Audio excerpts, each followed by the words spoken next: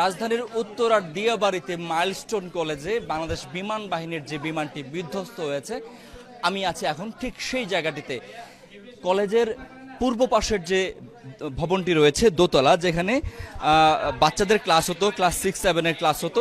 ঠিক সেই ভবনটির আপনি দেখতে পাচ্ছেন নিচতলার একদম দেয়াল ভেদ করে এই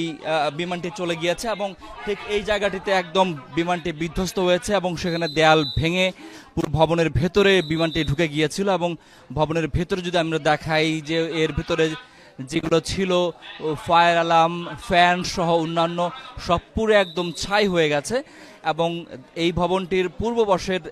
যে দেয়ালটি সেটি কিন্তু একদম পুরো বিধ্বস্ত এবং এখানেই শিক্ষার্থীরা ক্লাস করছিল, অনেকেই মাঠে খেলছিল এবং বিমানটি বিধ্বস্ত হওয়ার সঙ্গে সঙ্গে দাউ দাউ করে আগুন জ্বলে ওঠে। সামাজিক যোগাযোগ মাধ্যমে আমরা যে তাৎক্ষণিক ভিডিওগুলো দেখেছি, সেই ভিডিওগুলোতে কিন্তু আমরা দেখেছি যে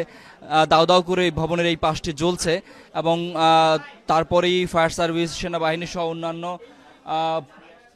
অন্যান্য বাহিনীর সদস্যরা আসেন এবং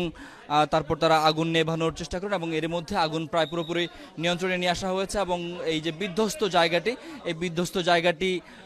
এখন সেনাবাহিনীর নিয়ন্ত্রণে রয়েছে এবং তারা এখানে আলামত উদ্ধার এবং আলামত জব্দের কাজ করছেন। এবং এই যে বিধ্বস্ত পুরো জায়গাটি রয়েছে এবং বিধ্বস্ত এই জায়গাটি যদি আমরা দেখাই, দেখবেন যে বিমানের এই প্রশিক্ষণ বিমানটি পুরো একদম বিধ্বস্ত হয়ে পুরো একদম মানে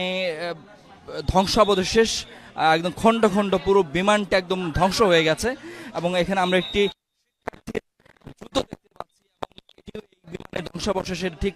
মাঝখানে আমরা খুঁজে পেয়েছি এবং এটি কোনো শিক্ষার্থীর জুতো হবে এবং এই আঘাত হানার পর কিন্তু এই ভবনটি পুরো ধ্বংসাবশেষে পরিণত হয়েছে। আমরা দেখতে পাচ্ছি এখানে সেনা সদস্যরা পুরো